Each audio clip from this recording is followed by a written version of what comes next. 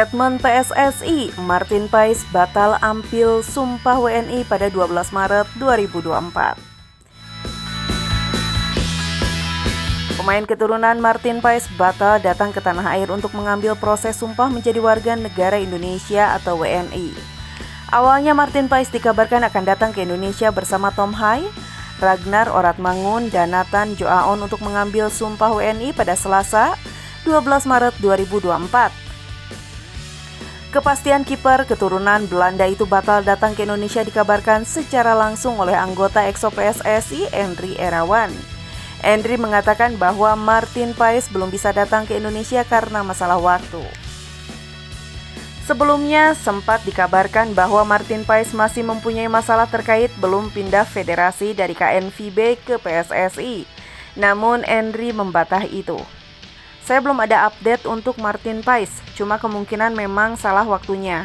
Jadi belum bisa membuat paspor Indonesia dan mengambil sumpah WNI, kata Endri.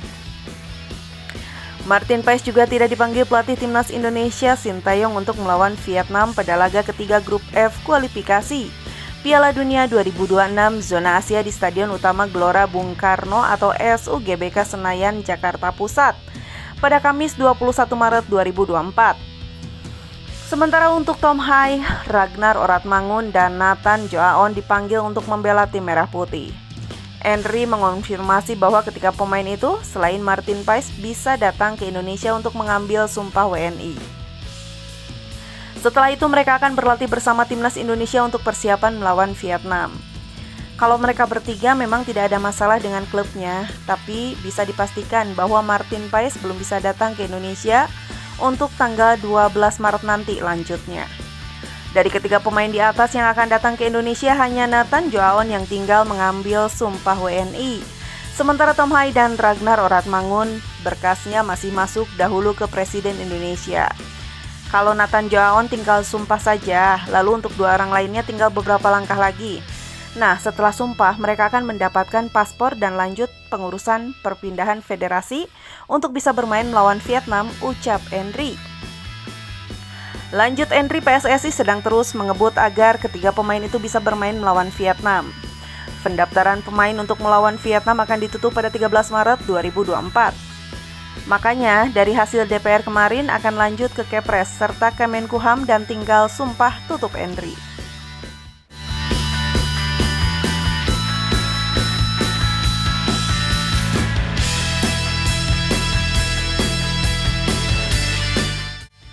Prediksi tim yang terdegradasi dari BRI Liga 1 2023-2024. Dari awal melempem, ada yang kehabisan bensin.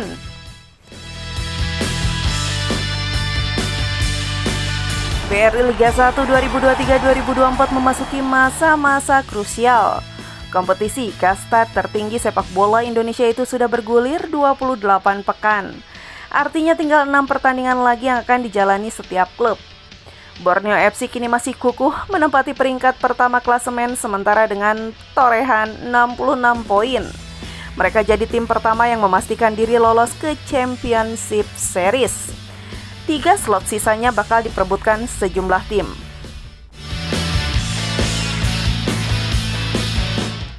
Persaingan di papan bawah juga tidak kalah menarik. Dengan 6 laga tersisa setelah akhir pekan ini, peta persaingan akan makin terlihat jelas. Pelatih sepak bola nasional Erwan Hendarwanto memberikan prediksi tim-tim yang kemungkinan terdegradasi dari BRI Liga 1 2023-2024. Dengan jadwal yang cukup padat serta menyisakan 6 pertandingan akan menjadikan persaingan bertambah ketat.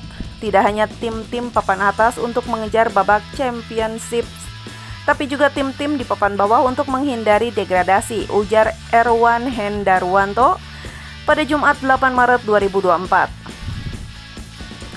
Menurut saya ada 4 tim yang harus waspada dan segera bangkit untuk meraih hasil positif agar terhindar dari degradasi, sambungnya. Lantas, siapa saja 4 tim yang diprediksi bakal turun kasta pada musim ini? Berikut ulasan yang diberikan mantan pelatih PSIM Yogyakarta tersebut.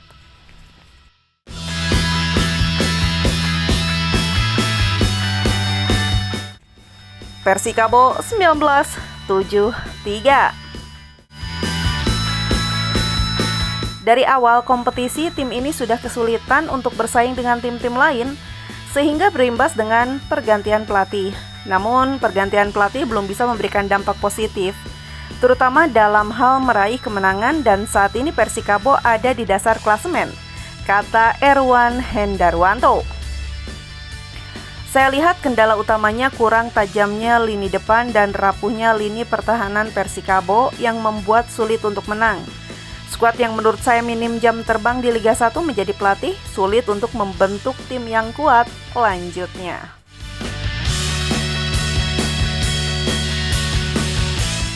Rans Nusantara.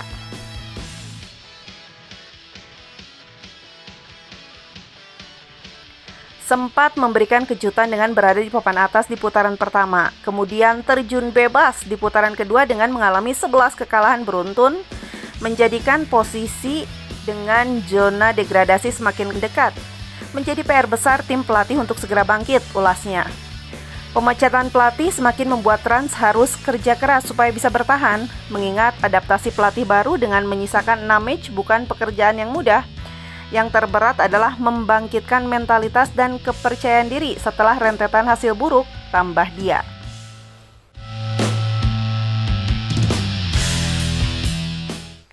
Persita Tangerang.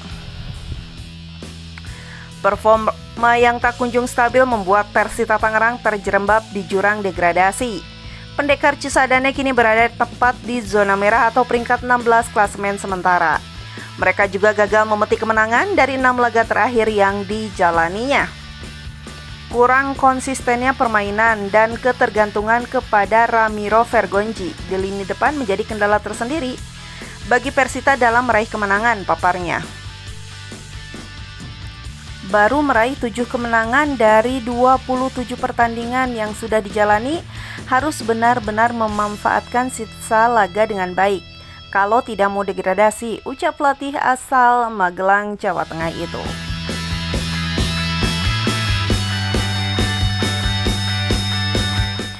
Bayangkara FC.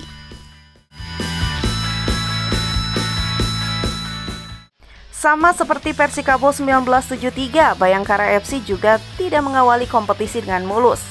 Jawara Liga 1 musim 2017 itu bahkan sudah terpuruk sejak awal musim dengan menghuni papan bawah klasemen. The Guardian kini masih terpaku di peringkat 17 dengan tabungan 19 angka. Skuad yang tidak buruk dan sempat menjadi tim yang konsisten meraih kemenangan di akhir kompetisi musim lalu. Namun tahun ini begitu tersendat-sendat dalam mengawali kompetisi, sebutnya.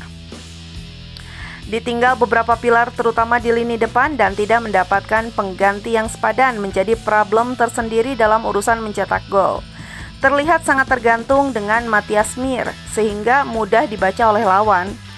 Pergantian pelatih dan menambah pemain top Eropa namun hasil belum sesuai dengan harapan.